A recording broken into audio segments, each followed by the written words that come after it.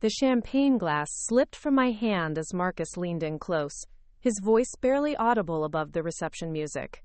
Those 7 words changed everything I thought I knew about my sister's wedding day, and about the man she'd just married. I'd love to know which corner of the globe you're watching from. And if this story speaks to you, make sure to subscribe.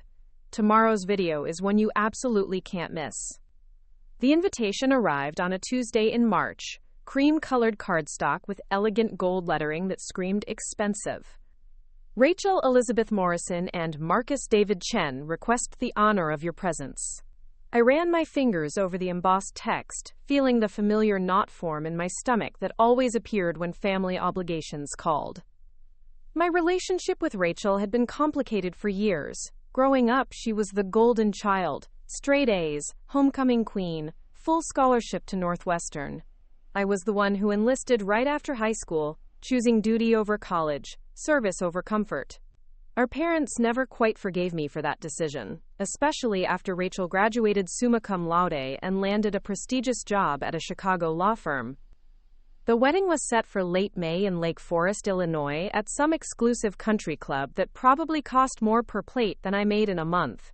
Rachel had always had expensive tastes, even as a kid. She collected porcelain dolls that sat pristine on her shelves while I played with action figures in the dirt outside. When I called to RSVP, Rachel's voice carried that familiar strain it always did when she talked to me. "Oh, David, I'm so glad you can make it," she said, though her tone suggested otherwise. "I wasn't sure with your schedule and everything." My schedule. That was her polite way of referring to my military service, the 3 tours overseas, the long absences that had created this chasm between us. I'd been back stateside for 8 months now, stationed at Fort Campbell, but the distance felt permanent somehow. "Wouldn't miss it for the world," I replied, meaning it despite everything. "Great, I'll make sure there's a place for you." A pause. "You're coming alone, right?" The question stung more than it should have. Sarah and I had broken up 6 months ago. She couldn't handle the uncertainty, the constant possibility of deployment, the way I sometimes woke up in the middle of the night in a cold sweat. Rachel knew this, of course. Family gossip traveled fast. "Yeah, just me." "Perfect. See you there." The weeks leading up to the wedding passed in a blur of preparation. I bought a new dress uniform, had it pressed and tailored. Rachel had specifically requested that I not wear it to the ceremony. It might draw attention away from Marcus, she'd explained. So I invested in a decent civilian suit instead. Navy blue, conservative cut, the kind of thing that wouldn't stand out in a crowd of lawyers and business executives. I'd only met Marcus Chen twice before. The first time was at a family dinner 2 years ago, when Rachel brought him home for Christmas. He was everything my parents had probably hoped I would become. Harvard MBA, consultant at McKinsey, the kind of polished professional who spoke in acronyms and always seemed to be checking his phone. He was polite enough to me, shaking my hand firmly and asking the obligatory questions about military life, but I could see the disconnect in his eyes. We existed in completely different worlds. The second time was at Rachel's birthday party last year. Marcus seemed more relaxed that night, laughing at my dad's terrible jokes and actually engaging in conversation about something other than quarterly projections. I remember thinking that maybe I'd judged him too harshly, that perhaps there was more depth to him than I'd initially seen. Still, something about their relationship puzzled me. Rachel had always been drawn to excitement, to unpredictability. In high school, she dated the quarterback who rode a motorcycle and got suspended for spray painting the rival school's mascot. In college, it was the philosophy major who wrote terrible poetry and chain-smoked outside coffee shops. Marcus, with his pressed khakis and color-coordinated ties, seemed like the antithesis of her usual type. But people change, I told myself. Maybe Rachel had simply grown out of her rebellious phase and chosen stability over chaos. Lord knows, after everything I'd seen overseas, stability seemed pretty appealing to me too. The drive from Kentucky to Illinois gave me plenty of time to think. The landscape rolled by in shades of green and brown, farmland giving way to suburbs as I approached Chicago. I'd booked a room at a Holiday Inn about 20 minutes from the venue. Nothing fancy, but clean and affordable on a military salary.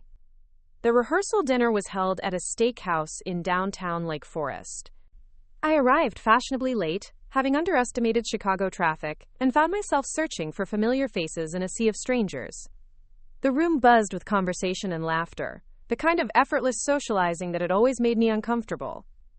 I spotted my parents near the bar, my father resplendent in a charcoal suit that probably cost more than my monthly rent, my mother elegant in navy blue silk. They waved me over with the kind of forced enthusiasm reserved for obligatory family interactions. "David," my mother kissed my cheek, leaving a faint trace of lipstick. "You look wonderful. Doesn't he look wonderful, Frank?" My father clapped me on the shoulder. "Good to see you, son. How's the army treating you?" "Can't complain," I replied, the standard response I'd perfected over the years. We made small talk for a few minutes, my job, my housing, the weather, before my parents were pulled away by other relatives. I found myself alone again, nursing a beer and observing the crowd. Rachel was holding court near the windows, radiant in a flowing dress that probably cost more than my car payment, surrounded by women who looked like they'd stepped out of a magazine. Marcus stood beside her, one hand resting possessively on her lower back, nodding along to whatever story was being told. He caught my eye across the room and raised his glass in acknowledgement. I raised mine in return, a moment of masculine solidarity across the divide of suits and social expectations. The evening progressed predictably. Speeches were made, toasts were raised, and I found myself relegated to conversations with elderly relatives who asked the same questions about my service, with the same mixture of curiosity and discomfort. It wasn't malicious. They simply didn't know what to do with me, this uniformed stranger who happened to share their DNA. Rachel barely spoke to me all evening. She was busy, of course, playing the perfect bride-to-be. But I couldn't shake the feeling that she was actively avoiding me. When our eyes met across the room, she'd smile and wave. But she never approached, never pulled me into her circle of friends. I left early, claiming fatigue from the drive, and spent the rest of the evening in my hotel room watching bad television and wondering why I'd bothered to come. The wedding was tomorrow, and I was already counting the hours until I could drive back to Kentucky and return to the familiar rhythms of military life. The morning of the wedding dawned clear and bright, the kind of perfect May Day that seemed designed for outdoor ceremonies. I put on my navy suit, knotted my tie carefully, and drove to St. Mary's Cathedral in downtown Lake Forest. The church was impressive. Soaring Gothic architecture, stained glass windows that cast rainbow patterns across the pews, the kind of place that demanded reverence just by existing. I arrived early, hoping to find a decent seat and maybe catch a few words with Rachel before the ceremony began. The sanctuary was already filling with guests, a sea of pastels and spring colors that spoke of money and taste. I looked for an usher to help me find my seat, and that's when the first surprise of the day hit me. Family of the bride? The young man in the rented tuxedo looked me up and down, taking in my off-the-rack suit and military bearing. Yes, I'm the bride's brother, David Morrison. He consulted his list, frowning slightly. Right, here you are. Follow me, please. I expected him to lead me toward the front of the church, to the section reserved for immediate family. Instead, he walked me toward the back, past rows of guests, past what I assumed were college friends and work colleagues, all the way to the second-to-last pew.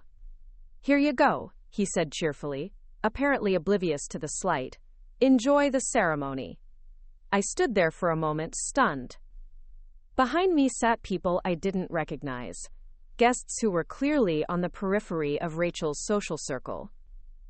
In front of me, I could see my parents in the second row, my aunts and uncles scattered throughout the first few pews, all the important people in their important seats. And there I was, Rachel's only sibling, seated in the back like an afterthought. The organ music swelled as guests settled into their seats. I slumped into the hard wooden pew, still processing the humiliation of being relegated to the back row. Around me, strangers made polite small talk about the weather and the beautiful church, their voices a low murmur that mixed with the classical prelude. A woman in her 60s slid into the pew beside me, her floral dress rustling as she adjusted her purse. Beautiful ceremony, she whispered, smiling warmly. How do you know the happy couple? I'm Rachel's brother, I replied, watching her eyebrows raise in surprise. Oh my, she said, glancing around at our location. Well, I'm just a neighbor of Marcus's aunt. I thought, well, never mind what I thought. Quote, the awkwardness hung between us until the processional began. The bridesmaids floated down the aisle in lavender silk, their synchronized smiles perfect for the photographer who darted between the pews like a ninja in formal wear. Rachel's maid of honor, her college roommate Jessica, walked with the confidence of someone who belonged in this world of country club receptions and designer gowns. Then came Rachel herself, radiant on our father's arm. Her dress was a masterpiece of silk and lace, probably custom-made and worth more than my annual salary. She moved with practiced grace, pausing at just the right moments for photos, her smile never wavering. But from my distant vantage point, I could see something in her eyes that the front-row guests couldn't. A tightness around the edges, a forced quality to her happiness. A lot of love and effort went into bringing this story to life. If you're enjoying it, we'd be so grateful if you'd subscribe to our channel. Now, back to where we left off. Marcus waited at the altar in a perfectly tailored tuxedo, his dark hair slicked back, his posture military straight. Strange, I thought, for a consultant who'd probably never seen the inside of a drill sergeant's office. His groomsmen flanked him like a corporate board meeting. Harvard MBAs and Goldman Sachs analysts, their pocket squares color-coordinated with the bridesmaids' dresses. The ceremony proceeded with episcopal formality. Father Mackenzie, the same priest who'd baptized both Rachel and me 20-some years ago, spoke about love and commitment, with the kind of practiced eloquence that comes from performing hundreds of weddings. The readings were traditional, Corinthians about love being patient and kind, a psalm about finding your soulmate. But something felt off. Maybe it was my relegated position giving me a different perspective, or maybe it was the way Marcus's jaw tightened during the vows. But the whole production felt rehearsed in a way that went beyond normal wedding nerves. Rachel spoke her promises in a clear, strong voice, but her hands trembled slightly as she slipped the ring onto Marcus's finger. During the exchange of rings, I noticed Marcus's best man, a tall, athletic guy with prematurely gray hair, glanced toward the back of the church. His eyes swept over the crowd until they found mine, and for a moment, we locked gazes. Something passed between us, a flicker of recognition that made no sense. I'd never seen him before in my life, but he looked at me like he knew exactly who I was. The kiss was picture perfect, the kind of romantic moment that would look beautiful in the wedding album. The photographer captured it from 3 different angles, while the organist launched into a triumphant recessional. Rice flew through the air as the newlyweds hurried down the aisle, Rachel's train trailing behind her like a silk waterfall. I waited until most of the crowd had filed out before making my way to the receiving line. It stretched halfway around the church, a who's who of Chicago's legal and business elite. I took my place at the end, behind the neighbor lady and a couple who kept checking their phones. By the time I reached Rachel, she looked tired. The perfect bride facade was showing cracks around the edges, and her smile had become mechanical. She kissed my cheek dutifully, her perfume overwhelming in the close quarters. "Thanks for coming, David," she said, already looking past me to the next person in line. "Wouldn't have missed it," I replied. "Beautiful ceremony." "Yes, it was lovely." Her response was automatic, the kind of thing she'd probably said 50 times already. "I'll see you at the reception." Marcus's handshake was firm but brief. "Good to see you again, David. Hope you enjoy the party." There was something in his tone, a weight to his words that seemed disproportionate to the casual greeting. But before I could analyze it further, I was swept along by the crowd moving toward the exit. The reception venue was a 20-minute drive through winding country roads lined with massive oak trees. The Lakeside Country Club sat on a bluff overlooking Lake Michigan, its Tudor-style architecture screaming old money and exclusive membership. Valets in white jackets whisked away cars while guests made their way across manicured lawns toward the main building. Inside, the ballroom was a vision of understated elegance. Round tables covered in ivory linens surrounded a dance floor that gleamed under crystal chandeliers.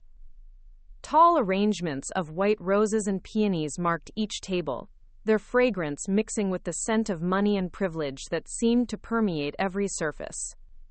I found the seating chart near the entrance, elaborate display with each guest's name written in calligraphy on individual cards.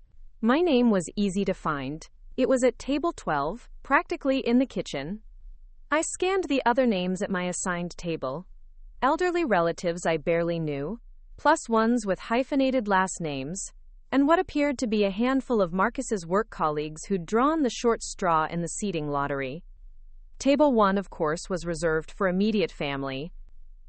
My parents sat with Rachel's godparents and a couple I didn't recognize, but who radiated the kind of importance that comes with seven-figure bank accounts. The other front tables were populated with Rachel's sorority sisters, Marcus's Harvard classmates, and various Chicago power couples whose names I occasionally saw in the society pages. I made my way to table 12, nodding politely to my dining companions. There was Aunt Margaret, my father's sister, who lived in Florida and sent birthday cards with $5 bills inside. Uncle Bob, my mother's brother, who'd made a fortune in real estate and never let anyone forget it. A couple introduced themselves as the Hendersons. He was something in pharmaceuticals. She was on the board of 3 different charities. The cocktail hours stretched interminably. Waiters circulated with silver trays bearing hors d'oeuvre that probably cost more per bite than my lunch budget. I nursed a bourbon and watched the crowd, feeling increasingly like an anthropologist studying a foreign culture. Rachel held court near the windows overlooking the lake, surrounded by women who air-kissed and complimented her dress in voices pitched just loud enough to be overheard. Marcus worked the room like a politician, shaking hands and making small talk with the practiced ease of someone comfortable in corporate boardrooms. But I kept noticing odd details, the way Marcus's college friends seemed to defer to him with unusual respect. The manner in which older guests, men my father's age, approached him with something that looked almost like reverence. And most puzzling, the way Marcus occasionally glanced toward the service entrance, as if expecting someone who never arrived. During dinner, the conversation at table 12 revolved around safe topics: the weather, the wedding decorations, Aunt Margaret's recent cruise to Alaska. I contributed when asked direct questions, but mostly listened, learning more about my extended family's various ailments and investment strategies than I'd ever wanted to know. The best man's speech came between the salad and the main course. He introduced himself as Trevor Walsh, Marcus's roommate from Harvard, and launched into the kind of generic toast that could have applied to any wedding. But there were moments when his carefully chosen words seemed to carry double meanings. References to Marcus's service to others and his dedication to difficult missions that made me wonder if we were talking about the same consulting career. Rachel's maid of honor followed with a speech about friendship and loyalty that brought tears to several eyes. She told stories about late-night study sessions and spring break adventures, painting a picture of Rachel as someone who was always there for her friends, always willing to help others achieve their dreams. It was a beautiful sentiment, but it clashed with the woman who'd seated her only brother in the back row of her wedding. The main course arrived with ceremony, medallions of beef tenderloin with some French name I couldn't pronounce, accompanied by vegetables carved into tiny sculptures. The presentation was flawless, the kind of culinary artistry that probably required a team of chefs working since dawn. I ate mechanically, my attention divided between the polite dinner conversation and the increasingly strange dynamics I was observing at the head table. Marcus had barely touched his food. Instead, he kept checking his watch. Not obviously, but with the practiced discretion of someone accustomed to monitoring time without drawing attention. Every few minutes, his eyes would sweep the room, pausing on faces I couldn't identify from my distant table. There was something almost tactical about his surveillance, a systematic pattern that reminded me of security protocols I'd learned overseas. Trevor Walsh, the best man, had positioned himself at a table with a clear view of both the main entrance and the service doors. He nursed the same glass of wine throughout dinner, I noticed, while engaging in animated conversation with his table mates. But his body language was all wrong for a relaxed wedding guest.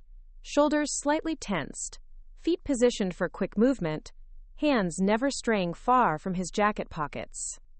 "Lovely wedding, isn't it?"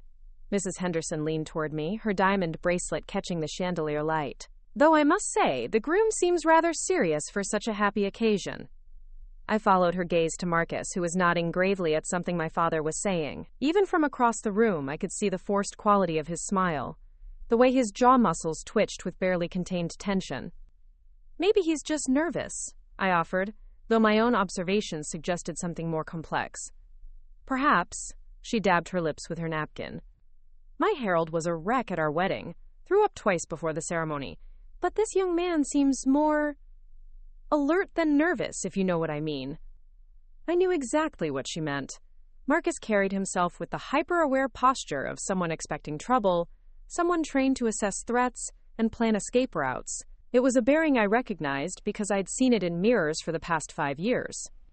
The dancing began after dinner, with Rachel and Marcus taking the floor for their first dance to At Last by Etta James. They moved together beautifully, Marcus leading with confident precision, while Rachel followed his steps with practiced grace. The photographer circled them like a shark, capturing every angle of their choreographed romance. But even during this intimate moment, Marcus's eyes never stopped moving. Over Rachel's shoulder, I watched him scan the room's perimeter, catalog the positions of waitstaff, note the locations of exits. This wasn't the behavior of a nervous groom, or even a controlling perfectionist. This was the conduct of someone with professional-grade situational awareness. My father cut in for the traditional father-daughter dance, and Marcus stepped aside with visible relief. He immediately moved to the edge of the dance floor, positioning himself near a pillar that provided both cover and an unobstructed view of the room. Trevor materialized beside him within seconds, and they engaged in what appeared to be casual conversation while their eyes continued their systematic sweep of the guests. I excused myself from table 12 and made my way to the bar, partly for another bourbon and partly to change my vantage point. The bartender was a young woman with an elaborate tattoo sleeve, visible beneath her formal vest. Clearly hired help rather than country club staff. As she poured my drink, I noticed her eyes tracking the same patterns as Marcus and Trevor, the same professional assessment of faces and positions. Interesting crowd, I commented casually. She glanced up sharply, her hand freezing mid-pour. Sir? Nothing, just making conversation. But her reaction confirmed my growing suspicion that this wedding included more hired help than just the caterers and musicians. I accepted my bourbon and moved toward the windows overlooking the lake, using the reflection in the glass to observe the room behind me. That's when I spotted him, a man in his 50s standing near the service entrance, wearing a server's uniform but carrying himself with the bearing of someone accustomed to command. His hair was silver gray, cut in a military style that was regulation perfect despite his civilian clothes. He wasn't serving anyone, wasn't carrying trays or clearing tables. He was watching. Our eyes met in the window's reflection, and recognition hit me like a physical blow. Colonel James Patterson, former commanding officer of the 5th Special Forces Group. I'd served under him during my second deployment in Afghanistan, back when he was a lieutenant colonel running counterterrorism operations out of Kandahar. What the hell was he doing dressed as waitstaff at my sister's wedding? Patterson's slight nod confirmed that he'd recognized me too. He melted back through the service door before I could process what his presence meant, leaving me staring at empty space and questioning my own sanity. I turned from the window, my mind racing through possibilities. Patterson had retired from active duty 2 years ago, that much I knew from military scuttlebutt.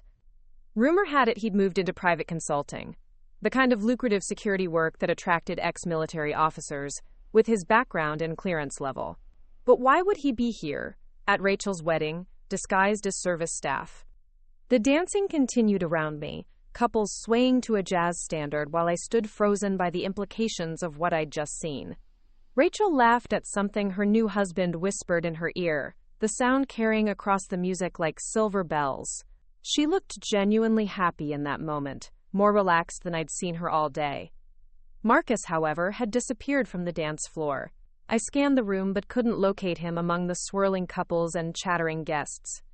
Trevor was gone too, along with several of the groomsmen I'd noticed earlier. The tactical awareness that had been nagging at me all evening suddenly crystallized into something approaching an alarm. I made my way toward the main hallway, ostensibly heading for the restroom but actually following my instincts toward whatever was happening behind the scenes. The corridor outside the ballroom was empty, except for a few guests making phone calls and a couple stealing a private moment near the coat check.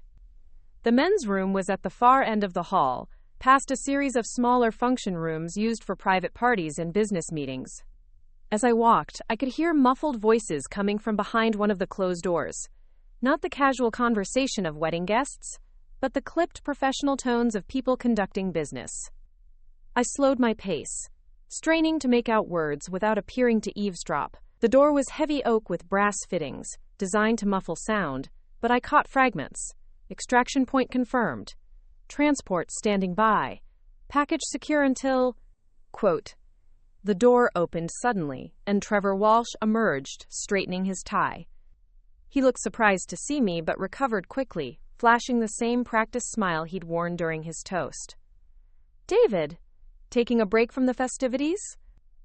Just heading to the restroom, I replied, keeping my voice casual, despite the adrenaline coursing through my veins. Great party, isn't it? Your sister really outdid herself. His tone was perfectly normal, but his body blocked my view of the room behind him, and I could hear the soft murmur of voices still continuing inside. Beautiful wedding, I agreed. Marcus seems like a good guy. Something flickered in Trevor's eyes at the mention of Marcus's name. The best. We're lucky to have him on the team. An odd choice of words for describing a groom at his wedding. Before I could respond, Trevor clapped me on the shoulder with just a little too much force. Well, don't let us keep you. The party's just getting started. He walked back toward the ballroom with the confident stride of someone who owned every room he entered. I continued toward the restroom, my mind churning with questions that seemed to multiply with every answer I found. Inside the marble-appointed men's room, I splashed cold water on my face and stared at my reflection. The man looking back at me had the same confused expression I'd worn throughout the day. But now there was something else. Recognition of a pattern I'd been trained to spot but hadn't expected to find at a family wedding. Everything I'd observed, Marcus's hypervigilance, Trevor's positioning, the mysterious bartender, Colonel Patterson's presence, the overheard conversation about extraction points and packages, pointed to one impossible conclusion. My sister hadn't just married a McKinsey consultant. She'd married someone whose real profession required the kind of operational security I'd only seen in classified briefings. I returned to the ballroom with my mind reeling, trying to process the impossible puzzle pieces I'd been collecting all evening. The reception was in full swing now. Couples filled the dance floor while others clustered around cocktail tables, their laughter mixing with the live band's rendition of classic standards. To any casual observer, it was a perfect society wedding. The kind of event that would be featured in the lifestyle section of Chicago magazines. But now I saw it through different eyes. The positioning of certain guests wasn't random social clustering. It was strategic placement. The servers moved with military precision, their routes creating overlapping fields of observation. Even the band seemed aware of more than just their musical cues. Their lead singer occasionally pausing mid-song to scan the room with the practiced eye of someone looking for specific faces. I needed to talk to someone who could confirm my growing suspicions, but Colonel Patterson had vanished completely. The other military-aged men I'd noticed earlier, Trevor's associates who carried themselves with that unmistakable bearing, were nowhere to be seen. It was as if an entire shadow organization had melted into the background, leaving only the facade of a normal wedding celebration. Rachel appeared at my elbow as I stood near the edge of the dance floor, her cheeks flushed from dancing and her elaborate updo beginning to show signs of the evening's activities. Up close, I could see the exhaustion behind her radiant smile, the kind of bone-deep weariness that comes from maintaining a performance under intense pressure. Having fun? She asked, though her tone suggested she was going through the motions of sisterly concern rather than genuine interest in my answer. It's beautiful, Rachel, really. I studied her face, looking for some sign that she was aware of the undercurrents swirling around her wedding. Marcus seems impressive. Her smile faltered slightly. He's wonderful. Perfect, really. The words came out rehearsed, like dialogue she'd practiced in front of a mirror. How did you two meet again? I know you mentioned it was through work, but... Oh, you know how it is in Chicago legal circles. Everyone knows everyone. She waved her hand dismissively, but I caught the way her fingers trembled slightly. Listen, I should get back to our guests. Duty calls and all that. Before I could press further, she was gone, swept away by a group of her sorority sisters who descended like perfectly coiffed vultures, demanding photos. But in that brief exchange, I'd seen something that chilled me more than all the military precision I'd been observing. My sister was afraid. Not a nervous bride afraid, not overwhelmed by the magnitude of her wedding day afraid. This was the kind of controlled terror I'd seen in civilians caught in combat zones, people who understood they were in danger but had no choice but to play their assigned roles until someone with more power decided their fate. I needed air. The ballroom suddenly felt suffocating, thick with perfume and secrets, and the weight of whatever operation was being conducted under the cover of wedding festivities. I made my way toward the terrace doors, nodding politely at guests who tried to engage me in conversation but not stopping long enough for actual interaction. The terrace overlooked Lake Michigan, its stone balustrade providing a barrier between the manicured country club grounds and the dark water beyond. A few other guests had sought refuge in the cool evening air, but they clustered near the doors, close enough to duck back inside if the temperature dropped or social obligations called. I walked to the far end of the terrace, where shadows from the building's architecture created pockets of relative privacy. The May night was perfect. Clear skies, gentle breeze, the kind of evening that should have been ideal for celebrating new beginnings. Instead, I found myself checking sightlines and exit routes, old habits from deployments creeping back as my instincts screamed warnings I couldn't quite articulate. Interesting perspective from back here.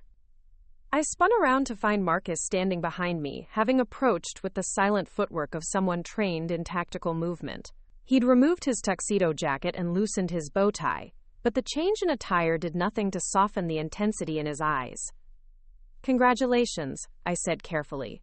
"Beautiful ceremony." "Thank you." He moved to stand beside me at the balustrade, both of us facing the lake. "I appreciate you being here, David. I know the situation is complicated." The word hung between us like a loaded weapon. Complicated didn't begin to cover whatever was happening here, but his choice of terminology suggested he was aware of my growing suspicions. "Rachel seems happy," I offered, probing for his reaction. "She deserves to be." His voice carried weight that had nothing to do with wedding day emotions. "She's been through more than anyone should have to endure." I turned to study his profile, noting the tension in his jaw, the way his hands gripped the stone railing. "What do you mean?"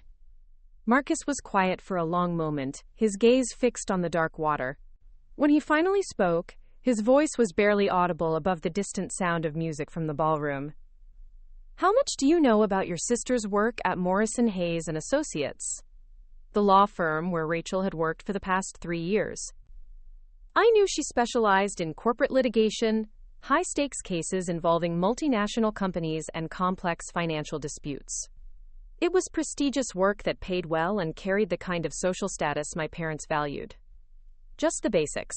Corporate law, big clients, long hours. She was good at it. Very good. Good enough to be assigned to cases that most junior associates never see. Marcus's knuckles were white where they gripped the railing. Cases involving clients who don't always operate within traditional legal boundaries. A chill ran through me that had nothing to do with the evening air. What kind of clients? The kind who solve problems through methods that never appear in court filings.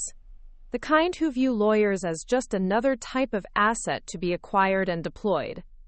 He turned to face me directly. The kind who don't accept resignation letters. The pieces began falling into place with sickening clarity. Rachel's sudden change in dating preferences, abandoning the bad boys and rebels for a seemingly safe corporate consultant. Her increasing distance from family, the way she'd avoided deep conversations during recent visits home. The exhaustion I'd glimpsed behind her wedding day smile. "She tried to leave the firm?" I asked. 6 months ago. She'd discovered some things about a client. Things that made her realize she was in deeper than she'd ever intended to go. Marcus's laugh held no humor. She thought she could just walk away, start fresh somewhere else. She's brilliant with legal strategy, but she never understood how that world really works. "And you?" "I'm what you might call crisis management." The euphemism was delivered with the kind of professional detachment I recognized from my own military briefings. When valuable assets become liabilities, when situations require specialized solutions. I stared at him, my mind racing through the implications. "You're here to clean up Rachel's mess." "I'm here to keep her alive." The raw honesty in his voice cut through all the evening's deceptions and performances. The people she was trying to run from don't just let witnesses disappear into new lives. They have permanent solutions for problems like your sister. Quote, "So this wedding is the perfect cover for an extraction operation. Everyone expects a honeymoon, a period where the happy couple disappears from their normal routines. By the time anyone realizes we're not coming back from Belize, we'll be halfway around the world with new identities and a security team that specializes in keeping people like Rachel breathing." The ballroom music drifted across the terrace, a cheerful counterpoint to the deadly serious conversation we were having. Inside, guests continued dancing and drinking, and celebrating what they believed was a fairy tale romance. Outside, I was learning that my sister's life had become a spy thriller with potentially fatal consequences. The military personnel I've been seeing all evening? My team, former special forces mostly, with a few CIA consultants for specialized skills. Marcus straightened his bow tie with the automatic gesture of someone accustomed to maintaining appearances under pressure. Your Colonel Patterson volunteered for tonight's operation when he learned Rachel Morrison was the asset in question. Why would he do that? Marcus studied my face in the dim light from the ballroom windows. Because her brother is Captain David Morrison, 5th Special Forces Group, recipient of the Bronze Star for actions in Kandahar Province. Because Patterson remembers what you did for his men during Operation Northern Strike. The memory hit me like a physical blow. A nighttime raid gone wrong, Patterson's unit pinned down by enemy fire, my squad arriving just in time to provide the covering fire that allowed their extraction. I'd never expected thanks for doing my job, certainly never imagined it would somehow protect my sister years later in a completely different kind of war. So when Patterson heard that David Morrison's sister needed extraction from a hostile situation, Marcus continued, he made some calls, called in some favors, made sure tonight's operation had the best possible chance of success. The weight of obligation and gratitude settled over me like a familiar uniform. In the military, you never really stopped being responsible for your fellow soldiers, never stopped owing debts to those who'd had your back in dark places. Apparently, that principle extended to family members of people who'd earned that kind of loyalty. What happens now? I asked. Marcus checked his watch with the precision of someone operating on a military timeline. The transport leaves in 45 minutes. There's a private airfield 20 minutes from here, just past the state forest. We'll stage our departure during the bouquet toss. Maximum distraction, minimum questions. The casual way he discussed Rachel's disappearance from her own wedding reception made my head spin. She knows about all this? She's known for weeks. The marriage license, the ceremony, even the guest list. Everything was designed to provide maximum credibility for what happens next. Marcus's expression softened slightly. She's terrified, David. But she's also incredibly brave. She could have tried to run on her own and probably gotten herself killed within a week. Instead, she trusted us to get her out alive. A burst of laughter from the ballroom reminded me that hundreds of guests were still celebrating what they believed was a joyous occasion. My parents were in there, probably working the room and basking in the reflected glory of their daughter's successful marriage. Rachel's friends were documenting every moment on social media, creating a digital record of a fairy tale wedding that would serve as cover for an international disappearance. What about everyone else? The families, the friends who think they're celebrating a real wedding? The marriage is real, legally speaking. Rachel Morrison became Rachel Chen about 3 hours ago, and that identity change is the first step in a process that will eventually lead to entirely new personas for both of them. Marcus leaned against the railing, his tactical awareness never fully relaxing, even in conversation. As for the families, they'll be told that the happy couple decided to extend their honeymoon indefinitely. Young love, wanderlust, the romance of traveling the world together. People will understand, even if they're disappointed. The cruel efficiency of it struck me like a physical blow. My parents would spend the rest of their lives believing their daughter had chosen adventure over family obligations, never knowing she'd been forced to fake her own death to stay alive. They'd send birthday cards to addresses that would never reach her, plan holidays around visits that would never happen. There has to be another way, I said. Law enforcement, witness protection, something official. The clients Rachel was working for have people inside federal agencies, judges on payrolls, prosecutors who take direction from the wrong sources. Marcus's voice carried the bitter knowledge of someone who'd seen how deep corruption could run. Traditional witness protection would have been a death sentence with better paperwork. Movement inside the ballroom caught my attention. Through the terrace doors, I could see guests beginning to form a circle near the bandstand, champagne glasses raised in anticipation of the traditional bouquet toss. Rachel stood at the center of the commotion, her smile bright and convincing as she held the elaborate arrangement of white roses and baby's breath. "That's our cue," Marcus said, straightening his bow tie one final time. "The next 15 minutes are crucial. Once the bouquet ceremony begins, my team will initiate final preparations. Rachel will make her exit during the distraction, and we'll rendezvous at the extraction point." "Wait." I grabbed his arm as he started toward the doors. "I need to know something. Do you actually care about her, or is this just another job?" The question seemed to catch him off guard. For a moment, the professional mask slipped, revealing something raw and vulnerable underneath. "I met Rachel 8 months ago during the initial threat assessment. I was supposed to evaluate her situation, recommend security protocols, maybe arrange some basic protection until the heat died down." He paused, watching through the windows as Rachel laughed at something one of her bridesmaids had whispered. "I wasn't supposed to fall in love with her." The honesty in his voice convinced me more than any operational briefing could have. Whatever else Marcus Chen might be, spy, soldier, professional problem solver, his feelings for my sister were genuine. She feels the same way? She says she does. But it's hard to know what's real when someone's life depends on trusting you completely. His smile was tinged with sadness. "Maybe we'll find out once we're somewhere safe, once the performance is over and we can just be ourselves." We walked back into the ballroom together, Marcus immediately resuming his role as the attentive groom while I tried to process everything I'd learned. The cognitive dissonance was overwhelming. Smiling guests, cheerful music, and champagne toasts, providing cover for what was essentially a military extraction operation. The bouquet toss ceremony was beginning in earnest now. Rachel's unmarried friends gathered in a cluster near the bandstand, their faces flushed with wine and anticipation. The photographer positioned himself for the perfect shot, while guests formed a loose circle around the proceedings.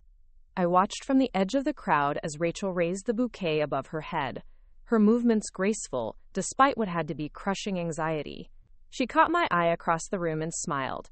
Not the practiced bride smile she'd been wearing all day, but something genuine and grateful that made my chest tight with emotion. "Ladies, are you ready?" the band leader called out, his voice carrying over the excited chatter. The bouquet sailed through the air in a perfect arc, spinning end over end before landing in the outstretched hands of Jessica, Rachel's maid of honor. The crowd erupted in cheers and applause, cameras flashed, and for a moment, it was exactly what it appeared to be. A beautiful wedding tradition shared by people who cared about each other. In the midst of the celebration, Rachel stepped backward toward a side exit, her movement so subtle that most guests never noticed her departure. Marcus followed a few seconds later, pausing to shake hands with well-wishers and deflect questions about where the bride had gone, with jokes about powder room visits and last-minute preparations for the garter ceremony. I found myself moving through the crowd, accepting congratulations from relatives and family friends who assumed I was as delighted as they were about the evening's events. But my attention was focused on the careful choreography of departure happening around the edges of the celebration. Trevor and several other groomsmen were nowhere to be seen. The mysterious bartender had vanished, along with other service staff I'd noticed throughout the evening. Even Colonel Patterson had apparently completed whatever role he'd been assigned, disappearing as quietly as he'd arrived. The garter ceremony began 10 minutes later, with Marcus summoned back to the dance floor amid much laughter and good-natured ribbing from the male guests. He played his part perfectly, the slightly embarrassed groom going through the motions of tradition while his bride blushed prettily in her chair. But I could see the subtle signs of preparation in his posture, the way his eyes tracked exit routes and friendly faces. This was a man running out of time, completing his final performance before disappearing forever from the life he'd constructed for this operation. The garter sailed into the crowd of bachelors, landing in the hands of a young lawyer, who immediately became the target of enthusiastic matchmaking efforts from the older female guests. The band launched into another dance number, couples returned to the floor, and normal wedding reception activities resumed. That's when I noticed my parents looking around with increasing concern. "Have you seen Rachel?" my mother asked, appearing at my elbow with the kind of maternal anxiety that could detect trouble from across a crowded room. "She disappeared right after the bouquet toss, and nobody seems to know where she went." My father joined us, his businessman's instincts apparently picking up on the same subtle wrongness that had been bothering me all evening. Marcus said she was feeling a bit overwhelmed, needed some air. But that was 20 minutes ago. I glanced toward the terrace doors, knowing they wouldn't find her there or anywhere else in the building. By now, Rachel was probably in a nondescript vehicle heading toward the private airfield, leaving behind everything and everyone she'd ever known. "I'm sure she's fine," I said, the lie sitting heavy on my tongue. "Probably just taking a moment to collect herself. Big day and all."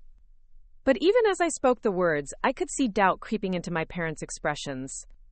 They knew their daughter, knew she wouldn't simply vanish from her own wedding reception without explanation.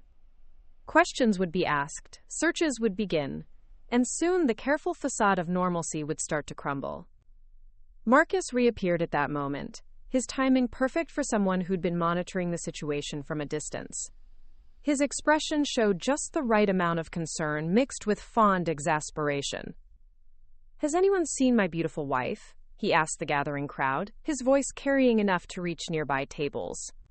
"She mentioned wanting to freshen up, but I'm starting to worry she got lost in this maze of a building." The questions sparked immediate action. Bridesmaids volunteered to check the ladies' room. Groomsmen offered to search the terraces and private dining rooms. Even guests who barely knew Rachel joined the impromptu search party, turning the hunt for the missing bride into a lighthearted adventure. I watched Marcus coordinate the search with the skill of someone accustomed to managing complex operations under pressure. He sent volunteers in every direction, except the one that actually mattered, buying himself the time he needed to complete his own carefully planned exit. The reality of what was happening hit me with devastating clarity. This wasn't just Rachel disappearing. This was my family being systematically deceived by professionals who specialized in making people vanish without a trace. My parents would spend the rest of their lives wondering what they'd done wrong, why their daughter had chosen to abandon them without explanation, unless someone told them the truth. The search continued for another 10 minutes, growing more frantic as each volunteer returned empty-handed. I watched my mother's face cycle through confusion, annoyance, and the first stirrings of genuine fear. She kept touching her pearl necklace, a nervous habit from my childhood that meant she was fighting to maintain composure while her world tilted off its axis. Marcus played his role flawlessly, transitioning from mildly concerned to genuinely worried with the precise timing of someone who'd rehearsed this scenario. He pulled out his phone, pretending to check for messages while actually monitoring whatever communication channel his team was using. "I'm going to call her," he announced to the gathered crowd, his voice carrying just the right note of husbandly frustration. "She probably just needed some quiet time and lost track of how long she's been gone." The phone call was theater, of course. I could see him timing the rings, leaving a voicemail that would become evidence of his innocence when investigators eventually reconstructed the timeline. But to the wedding guests, it looked like a new husband trying to locate his missing bride. "Straight to voicemail," he reported, running a hand through his perfectly styled hair. "That's not like Rachel. She always answers when I call." My father stepped forward, his corporate crisis management instincts taking over. "Let's organize this properly. Ladies, check all the restrooms and powder rooms on both floors. Gentlemen, cover the terraces, the parking areas, and the club's grounds. Someone find the venue coordinator. They'll know if there are any areas we're missing." It was exactly the kind of systematic approach that would keep everyone busy for the next 30 minutes while accomplishing absolutely nothing. Marcus nodded approvingly, as if grateful for my father's leadership, while subtly checking his watch. Whatever timeline he was operating on, we were approaching its critical phase. I found myself at a crossroads that felt as consequential as any decision I'd made in combat zones. I could play along with the charade, help maintain the fiction until Marcus made his own carefully planned exit. Or I could tell my parents the truth and watch their world explode in real time. The choice was made for me when my mother grabbed my arm, her grip tight enough to leave bruises. "David, something's wrong. I can feel it." Her voice shook with the kind of maternal intuition that had always unnerved me as a child.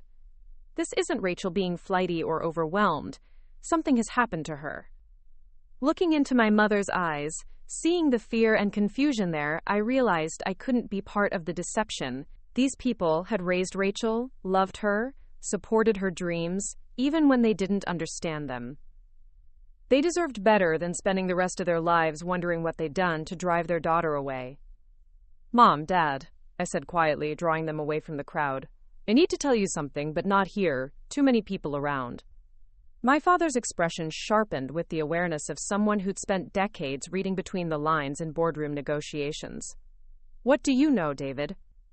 I glanced around the ballroom, noting that Marcus was still coordinating the search while maintaining his cover. Several of his team members had reappeared, blending seamlessly back into their roles as waitstaff and musicians. The operation was winding down, probably minutes away from the final phase. "The library," I said, remembering the quiet room I'd passed earlier. "We need privacy for this conversation." The club's library was a sanctuary of leather-bound books and heavy wooden furniture, the kind of place where important men had made important decisions for over a century. I closed the door behind us and turned to face my parents, trying to find words for an impossible explanation. "Rachel is safe," I began, watching relief flood their faces. "But she's not coming back to the reception. She's not coming back at all." The silence that followed was deafening. My mother sank into one of the leather chairs, her face pale beneath her carefully applied makeup. My father remained standing, his posture rigid with the effort of processing information that made no sense. "What do you mean, she's not coming back?" he asked. I told them everything. Rachel's work at the law firm, the dangerous clients, the threats that had forced her to seek help from people who specialized in making problems disappear. I explained about Marcus's real profession, the extraction operation disguised as a wedding, the new identities waiting for them in some foreign country where corporate assassins couldn't reach them. My mother listened in stunned silence, occasionally asking for clarification on details that seemed too outlandish to believe. My father paced the small room like a caged animal, his businessman's mind struggling to accept that his daughter's life had become something out of a spy novel. "So this entire wedding," my mother finally said, her voice barely above a whisper, "was fake?" "The ceremony was real. Marriage is legal.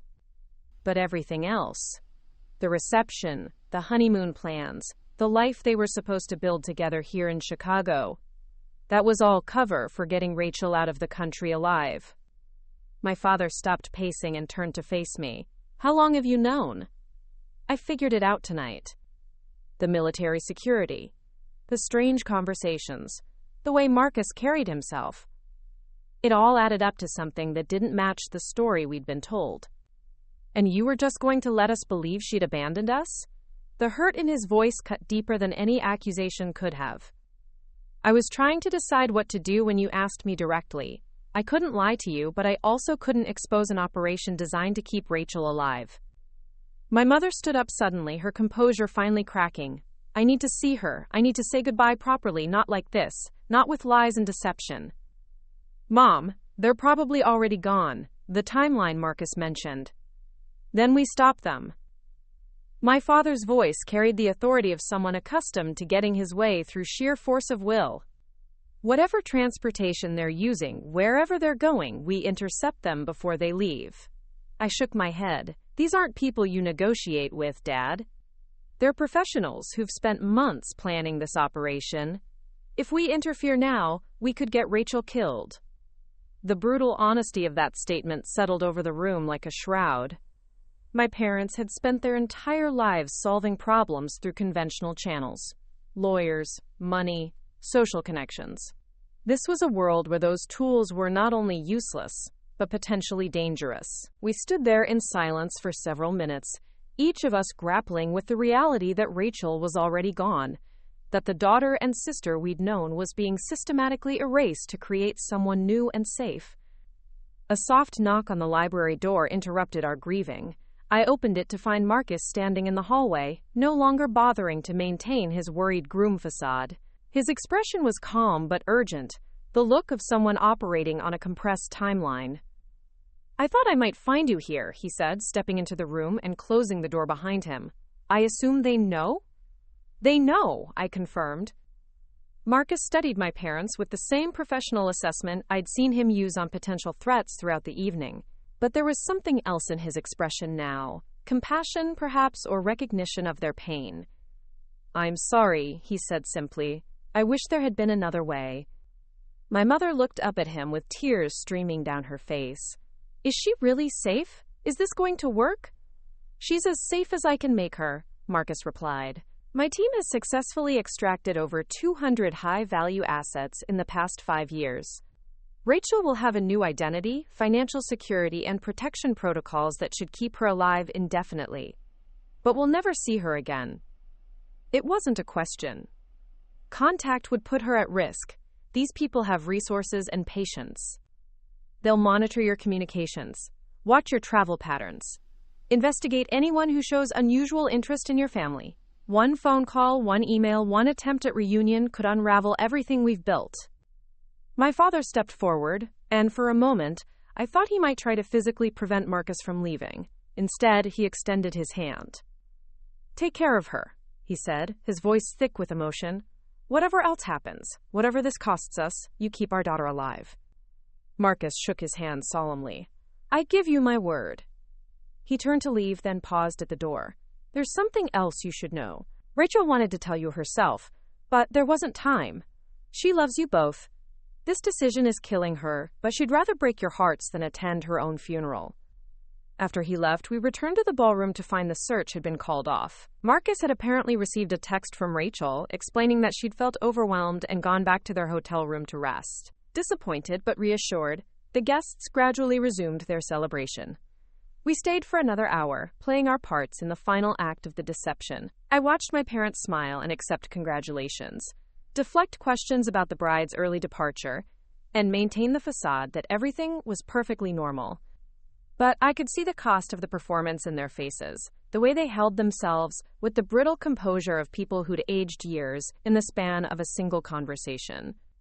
As we finally prepared to leave, Marcus reappeared one last time.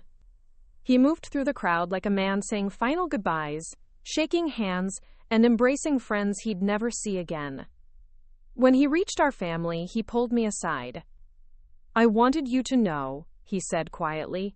"Colonel Patterson asked me to give you a message. He said to tell you that the debt has been paid in full, but that you'll always be welcome in his organization if you decide the Army isn't providing enough excitement." He pressed something into my hand, a small piece of paper with an address written in careful block letters. "What's this?" "A place in Costa Rica, a beach house where Rachel and I will be staying for the next few months while the new identities are finalized." Marcus met my eyes directly. "She wanted you to have it in case there's ever an emergency.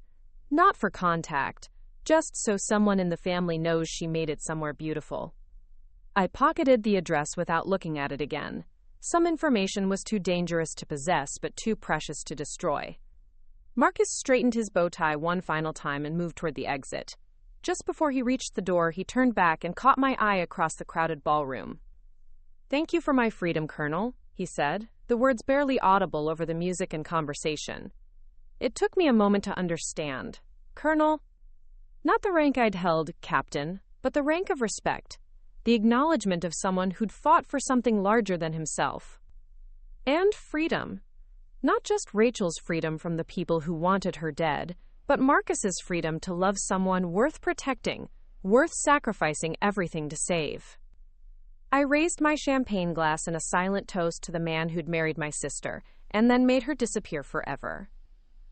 Around me, the reception continued in blissful ignorance, a celebration of a love story that was both completely false and more real than anything I'd ever witnessed. 6 months later, I received a postcard from New Zealand with no return address. The image showed a sunset over what looked like an endless beach. On the back, written in handwriting I didn't recognize, were 2 words. Thank you. I kept the postcard for exactly 24 hours before burning it.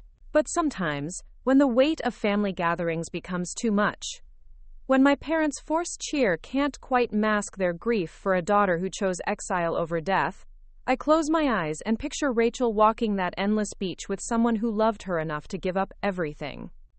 And I remember the moment when a stranger became family, when a mission became love, when a wedding became the most successful disappearing act I'd ever witnessed. Thank you for my freedom, Colonel. The words still echo in my dreams. Looking for more? We've got 2 amazing stories ready for you right on screen. If this one touched you, these are absolutely worth your time. Click to watch them now. And hey, subscribe and hit that bell to never miss our latest uploads.